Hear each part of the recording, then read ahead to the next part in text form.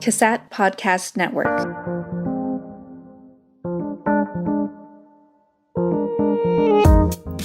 Welcome to our first episode of CASAT Conversations. Today we will be talking with Dr. Trudy Gilbert-Eliot about resilience and the Frontline staff first responder family. Resilience is the ability to accept and adapt to challenging and stressful situations. Trudy will share with us ways to build resilience within the family unit so that family members and frontline staff, first responders, can better meet the demands of life. As we dive in, I'm thrilled to introduce you to Dr. Trudy Gilbert-Eliot, a licensed psychotherapist living in Las Vegas, Nevada. She received her Master's of Science from California State University, Chico, and her PhD from Capella University in Minnesota. She specializes in working with first responders and is a contractor with the Las Vegas Metropolitan Police Department.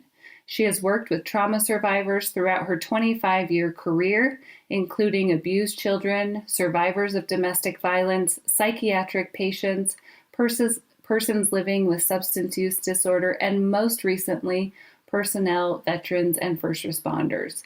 She has also provided psychological support for those impacted by critical incidents, including mass shootings, hostage situations, suicides, and armed robberies. Trudy wrote a book called Healing Secondary Trauma: Proven Strategies for Caregivers and Professionals to Manage Stress, Anxiety, and Compassion Fatigue. We are delighted to have her on the podcast, and we welcome you, Trudy. It's very nice to be here. So as we get started, we'd love to just hear, we heard your formal bio, but tell us a little bit about yourself and how you got into this work. So I knew as soon as I entered for my first graduate degree, I knew I wanted to specialize in trauma. And so as a result, I've worked in almost every different area of trauma there is. I worked with children who'd been sexually abused or emotionally or physically abused. I've worked with adults from those same backgrounds. I've worked with domestically battered women. I've actually worked with batterers who also have quite a history of trauma, generally speaking. Many of them do. I've worked with addicts and alcoholics who have comorbidities for alcoholism and drug addiction. Trauma is a very, very highly likely to be an experience for them. And then about roughly 11 years ago now, I had the opportunity to work for a few years with the military, which was probably of all of the jobs I've had, has been the most exciting and satisfying experience I had. And so at the end of that time, I knew that I wanted to have an experience that was similar to that, but obviously when you're not working for the military, because it is a closed system, so it takes a while to get really integrated into it. So that's when I hit upon starting to work with law enforcement, and it took me I volunteered doing a part of a workshop for them for about a year for free in order to really get known by them. And then as time went by, I was able to see more and more of them in my practice and then started contracting with them directly. And that working with first responders, fire and police, they're very, very similar to the military in that they have that same sort of courage and they want so much to be to be fixed or to be better. Like they will use the word fixed. They're not broken, but they want so badly. And to me, that's an incredibly satisfying situation to be in as a clinician, is to be able to work with people who come in and will launch right into the work. I mean, there isn't really a lot of, I just feel like it's effortless. And so it's a really great experience. That's wonderful. It sounds like you have a lot of trust within the community and a wealth of experience and knowledge to share with us.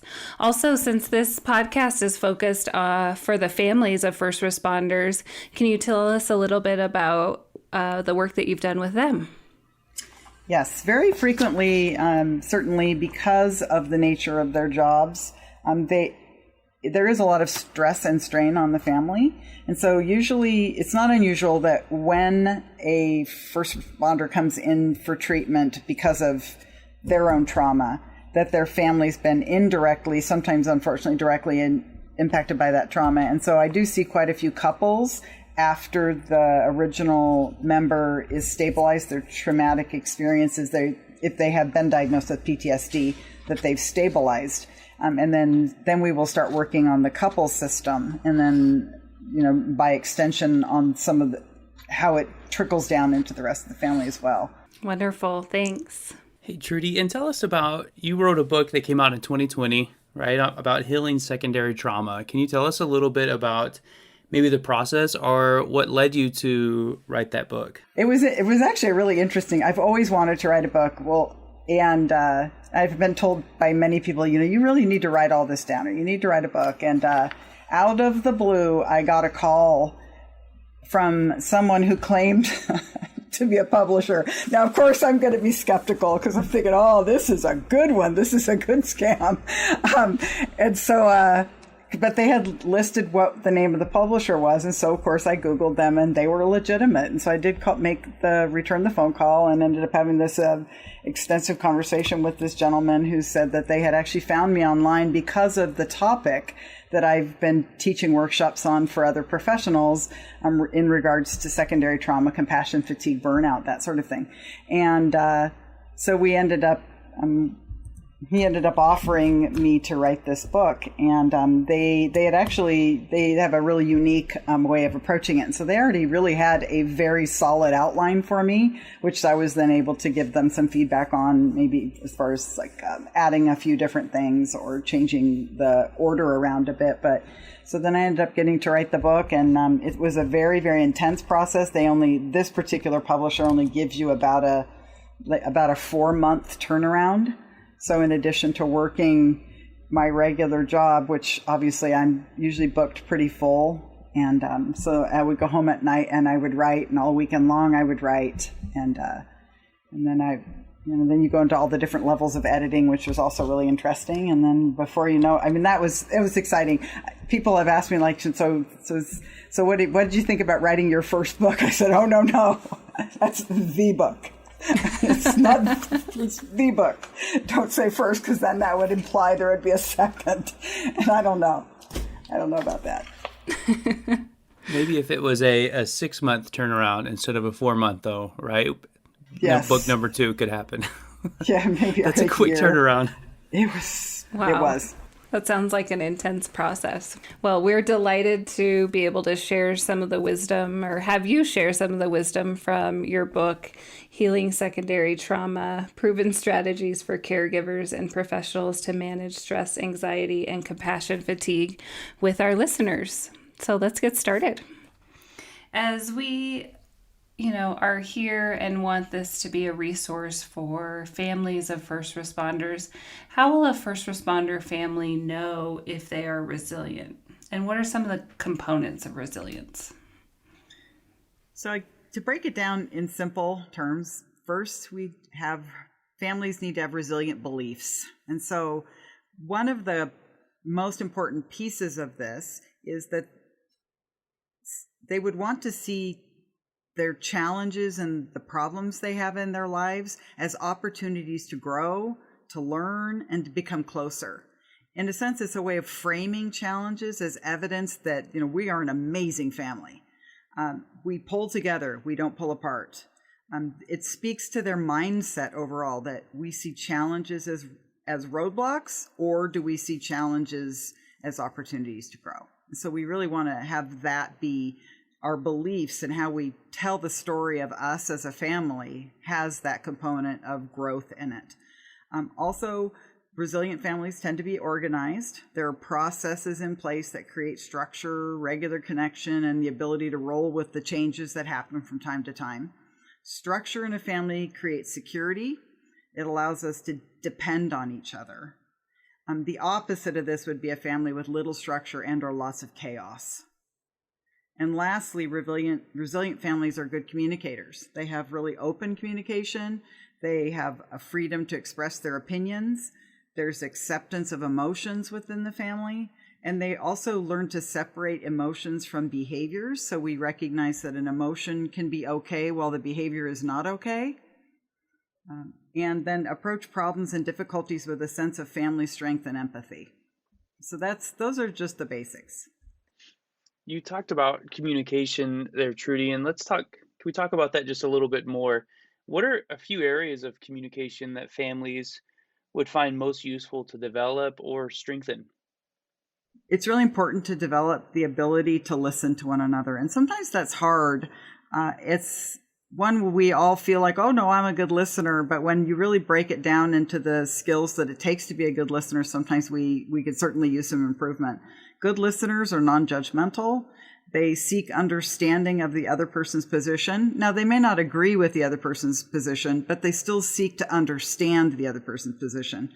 They let the person speak without interruption, and they don't interject their own agenda into the conversation until the other person has felt heard.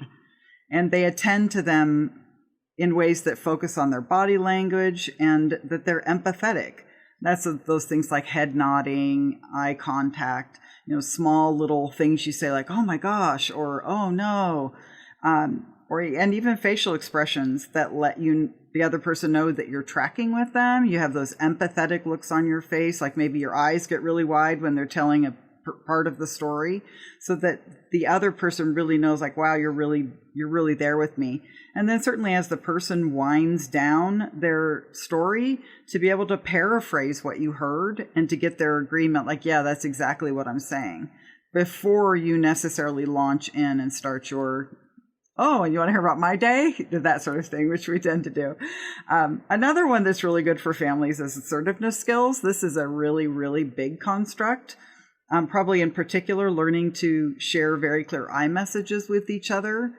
An easy way to remember the rubric of the I message is, I feel blank when you blank, so I'd like you to blank. And so how that would look is, I feel a feeling. So I feel, maybe in this case, maybe I feel frustrated when you, and then you fill that blank in with a specific behavior. So when you leave your stuff on the family room floor.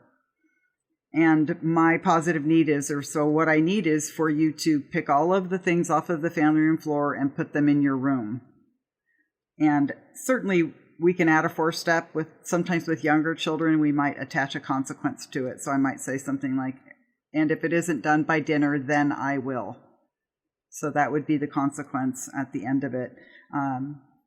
Sometimes a child does need to know that there's going to be discipline attached. And so we would want to make sure that they are aware of it ahead of time, so that I always told my kids, I guess you're choosing to be disciplined because they knew it ahead of time. So I felt like it was a choice. And then lastly, I think problem solving is really important. Family meetings can really be a great opportunity, a new thing for families to add. It can be somewhat a ritual of connection, but also it's a really functional way of making sure you're solving problems as a family. Meeting once a week with a clear agenda and a set time schedule. I usually suggest when people start, you only maybe have the meeting be, depending on the age of your children, maybe a half hour, 45 minutes, something like that. And then when the timer goes off, you're done until the next time. You would allow all family members to add to the agenda, which can be kept in a public place, like in a kitchen or something. We used to have our family council agenda on a whiteboard in the kitchen. And so anybody could add an item to the agenda that when we would hold our meeting. If there are a lot of issues on the agenda, you can decide as a group which one you guys want to start with. And then you go through the problem solving steps, basic ones. You share your thoughts and feelings about the issue. You determine as a group what the actual issue is. You brainstorm solutions. You decide on which solution to try for a week. And you determine if a consequence is needing to be attached to this, if that's appropriate. And then you check in the next week to determine if the solution was working. I hope my own kids don't listen to this podcast because I'm going to share a story. So when my kids were growing up, I have one daughter, bless her heart, and she has all brothers. And so every 6 months to a year, pretty much for, I would say easily 10 years, she would put on the agenda 2 words, toilet lid. And she would bring it up in family council that, she would share this very impassioned speech about what it was like to go to the bathroom in the middle of the night and to fall into the toilet. And her brothers were always so wonderful listening to her. And then they would just brainstorm the best solutions. And they usually worked for a while. And then like we are all tend to do, they would get a little bit slack in it, and then of course it would come back on the agenda, and they would recommit. And they usually came up with something interesting, probably 10 different solutions for the same problem, so different things they would do. And I thought, gosh, good on them, because that's really the way families work, right? We have problems that resurface and resurface, and if we can just keep approaching it as like, okay, yes, we have gotten a little lazy on that, we want to fix this. And so we would just solve it again and again. So now I'm not telling them, oh, what podcast? I love that. I love that too. I am the only female in a house of boys, and so this is a constant piece of communication. My husband recently said, well, why is it that we have to adapt to you? Like, there's more of us than there are to you, but it's that falling in the toilet in the middle of the night. It's very unfortunate. Yes, exactly. I still hope you'll share this podcast with you. It's part of good communication, right, Trudy? You know, we hear a lot about emotional intelligence. What are some ways that families can develop better emotional intelligence? So emotional intelligence is a really huge construct. It includes skills like empathy, communication, assertiveness, self-awareness, emotion regulation, lots and lots and lots more. And it's an interesting one because it is one that you can continue to grow and develop throughout the course of your entire life. You can continue to have more and more EQ, emotional intelligence, throughout your lifespan. So let's say you want to help your children communicate better with each other. You might teach them iMessages we talked about earlier. If you want your children to become more empathetic, you might want to start with labeling emotions you feel and helping them label their emotions. So you actually have increased the language of emotion in your own family. This is going to help them with emotion awareness and in themselves, but it also helps with emotion awareness in others too. So this is a really huge building block for empathy. And you can actually make it fun too. Like, for example, if you're watching a movie, to be able to stop the film during a time when like the main character is feeling really strong emotion and say, what do you guess? And so they have the whole family guess what's the emotion. And that way they get a chance to kind of practice that. And then maybe you'll have already decided and, people maybe get points or something. But sometimes just having that so that becomes more of something that you're openly talking about. Also, emotional intelligence, built throughout your life, you can practice it in every area of your life. It's not just in your family, obviously. Adults with higher EQ tend to have higher self-confidence and can be more successful in relationships, in their work relationships and personal relationships. So it has a lot of advantages and so it's a really important thing that we can work on within our families. Can you suggest some tips, Trudy, to help create some of these adequate structure, traditions, and rituals of connection you've talked about? Sure. Obviously, each family is going to be different because every family is an individual entity, and there's going to be different needs in each family. So flexibility, curiosity, and openness are important here to continually reevaluate the family's needs.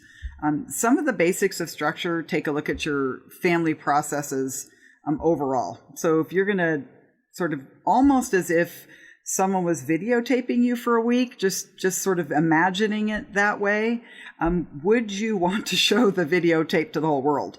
So if there are parts of your structure that are really chaotic, that you can't even really figure out what's going on in your family, then those may be areas that you really want to start working on first. So to ask yourself some overall questions in that just imaginary view of your life. Do we have a clear morning routine? Do we have good nighttime routine? Are we regularly connecting with each other? Is that clear in that sort of that imaginary video that we are regularly connecting with each other? Would other people be able to notice the family rituals we have in place? So by observation, could someone else figure out what the rituals are in your family? Do we have any problems or habits in our family that we have not tried to solve that are just getting worse and worse over time? Do we accomplish the goals of being a family together? Or do we each work independently? And that's a thing that I think a lot of us, especially in the last year or so that we have been doing a lot more independent work, and that sometimes that together stuff is being neglected. And for a lot of us, this could be a painful look. But each time we do an evaluation of how things are going, it could give us an opportunity to work on some small aspect of our family life. And the key is enough structure. It isn't like so structured that it is rigid. It just needs to have enough structure so that we are able to respond to changes and to challenges without that rigidity in place. And one of the things we were talking about rituals, but we do call them rituals of connection. And these are basically activities that increase healthy togetherness for the family and for subsets of the family. So if you have a big enough family, we also want to make sure that we are including the subsets. So the couple subset, sibling subsets, and then even parents with each child, for example, as subsets. And these are activities that increase our just that overall sense of I like you. And some activities are like things like family dinner. And there's actually has some research out there about how few families are actually sitting down together having dinner anymore. The families are eating very separately. And so it's a nice family ritual to have dinner together, even if it's just one night a week because you have time for that. Date nights for couples can be and then even dates with our kids, which looking back on, I think that sounds kind of creepy, but it wasn't meant to be. But it was just really just being able to say, like, just to be able to say, like, no, I want to have time with one-on-one with my children that isn't accidental, like I'm driving them to a soccer game or something like that. So it's actual intentional one-on-one time together. Religious ceremonies are rituals of connection. Holidays, Friday night pizza and movies, those sorts of things are all rituals of connection. The structure is important. It's also vital to evaluate the ritual from time to time because we will sometimes get, I guess we could call it just lazy about it. We're just sort of doing it to jump a hoop as opposed to really making it meaningful or having the impact it could. So we want to be regularly working on that. And we don't want to just have it be a chore we cross off the list. We actually want to honor the connection. So some families, for example, one to look at is for some families, dinner time has become a little bit more painful. So finding some ways to make it enjoyable again, whether it's that you all cook together or maybe that you decide that one person is in charge of the topic for the night, like what to talk about, or that you print out some things so that you can have some really interesting ongoing conversations that are just out of your normal range of conversations. And then the last ones are those traditions. And these are usually how we do some kind of ritual of connection is a good way of looking at it. An example of that might be that you allow the birthday boy or girl to choose what's for dinner on their birthday. So that's the tradition of birthdays. It's not the actual ritual of the birthday party. Most people have traditions for holidays, birthdays, anniversaries, or even weekends. We have certain things we will do. Most of us will have important conversations around traditions when we first get together with someone, when we first get married or we first begin living together, because it's actually really important to determine which ones of each of our families of origins that we want to keep, and which ones do we need to either somehow combine or that we want to come up with our own original ritual and our own original tradition, rather than just sort of being just exactly like our parents. So, because that actually is part of your own unique family definition, and it's actually a really exciting time for the new couple to get to make those up. Those are also great. I love this idea of honoring the connection with each individual. There's like the family as a whole, but then these different relationships within the family and really kind of fostering those connections. Trudy, I'm curious, do you think that children should be involved in all aspects of family planning and functioning? I hope I don't make too many enemies here, but that is a resounding no, because I learned a rule early on when my children were super young, and I've followed it, and I really found it to be useful even in my practice, which is the people who have the ability to help with the solution of the problem are the only ones who should be involved in the discussion about the problem. So that's why, for example, when there's a couple problem or a parenting problem, children should not be listening to that and should not hear it, not even on one half of a phone conversation. They have no power to help you solve a couple's problem or a parenting problem. That is an adult problem and needs to be privately discussed. Another example is if you have multiple children and one of your children has a problem, is having a problem, let's say they're having a problem with school, you would have a separate meeting with that child and you will exclude the other 2, 3, or 7 children because that child, that's a private conversation. You as parents and that child have the ability to solve that problem, so you need to be involved in that process. But the other children do not have any power and they need to be excluded, plus those conversations really need to be private because children can be pretty brutal to one another in siblingships. And so, yeah, we don't want to give them any opportunity to have some really good stuff to go after their sibling with. Obviously, if it's a whole family problem, yes, all of the kids need to be there as in that problem-solving session. And there are some that are kind of hybrids, I guess you could say, is like let's say we are going to go on vacation, and so the parents will discuss what the budget is and what are a couple, 3 options of where to go, and then maybe at that point it gets brought to the rest of the family to say, we have these options because there are the adult part of that problem that needs to be discussed ahead of time that doesn't necessarily need to be shared with parents. Sometimes I think families come from this really beautiful place where they want to involve their children in everything, but there are some risks with that. And so I think to really have some kind of rule within your family about who is involved in specific conversations and who is not. That's great. Thanks. Yeah, I think these are such important conversations because it's things that you don't necessarily think about how to resolve it. You just come into a lot of times, and I'm totally overgeneralizing and probably just thinking about myself. You come into like a marriage and parenting as what you don't want to do, right? Mm-hmm. And so you don't really think about how to incorporate some of this stuff. And so I think to me, it's really fascinating hearing this. I have 3 daughters, the oldest being 14, and I'm like, okay, if I could go back in time, I would incorporate this then. But now how to incorporate it kind of going forward. These are just such great stuff, Trudy. I love it.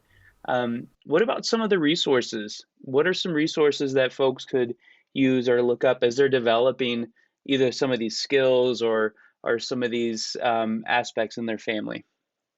Yeah, there's a really good book by William Doherty called The Intentional Family.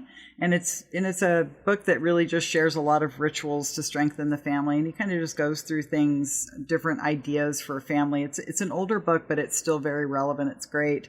Also, Carol Dweck's Mindset is a great book to really help parents understand the value of certain ways of thinking and how it can help make their children more resilient, but it also can help them as students, et cetera, et cetera. So it's great because they do have a whole chapter on parenting and they have a whole chapter for teachers as well. But and so it's very useful. And there's lots and lots of YouTubes and podcasts about mindset, resilience, communication skills, and emotional intelligence. And those can be really, really useful. Wow. Wonderful. That's really good. Thank you. As we think about action steps to become more resilient, what are some of the action steps that you recommend? So evaluating your family structure would be really, really useful, because if we look at the structures within our family, you could decide on one small area to begin working on in order to improve your family's overall functioning. So it might be your morning routine. Maybe there's a lot of chaos in the mornings, and so your whole family starts out in chaos every morning. And so to start looking at that and finding ways to make it a more peaceful morning, or that you get more organized, let's say the night before. So even problem solving that as a family can really increase your overall positive functioning. And you could actually even decide that at a family meeting, what your family thinks they all think would be a good thing to start working on as a family. And then also really get in touch with your family rituals. So even sitting down and saying, listing 5 family rituals, let's say, for example, and then deciding on if one of them maybe needs to be either refreshed or improved in some way, so that we actually make it an even more connecting ritual than before. Even if it was nice, but maybe to make it even better. I have a family ritual that is a fun one that I'd love to share, and that's that my son takes forever to eat dinner. So it's like an hour-long process for him to eat dinner, which is great and also challenging at night when there's so much to do. And so we used to like get up and we'd get busy and he'd just be sitting there. And I was like, this is the saddest thing. So we've started playing Family Feud at dinner. So like we get out the board game and we, take turns being the MC. And it's become this lovely family ritual ever since the holidays that we do as a family together. And so it's fun to see how these evolve. So there was the challenge, the problem of my son taking forever to eat. And then the way that we've come around it is to create this fun family ritual. So it's fun. It's very good. Very cool. I love that. That's great. And I think this is another one of those episodes that I know we're really putting this together for first responder families, but this is another one of those episodes I'm going to listen to once it's all polished and out and take some more notes, because I think we can learn so much from this. So good. I love this conversation, and just this idea, and I think the theme just keeps coming up about being really intentional about what you want in your family, what you want in your life, how you want to feel, how to kind of attach your emotions to the right mindsets. All of these themes around being really intentional are so important. So thank you for another great episode, Trudy. Thanks for all your great tips and expertise, and looking forward to it. Thanks, Trudy. You're welcome. CASAT Podcast Network.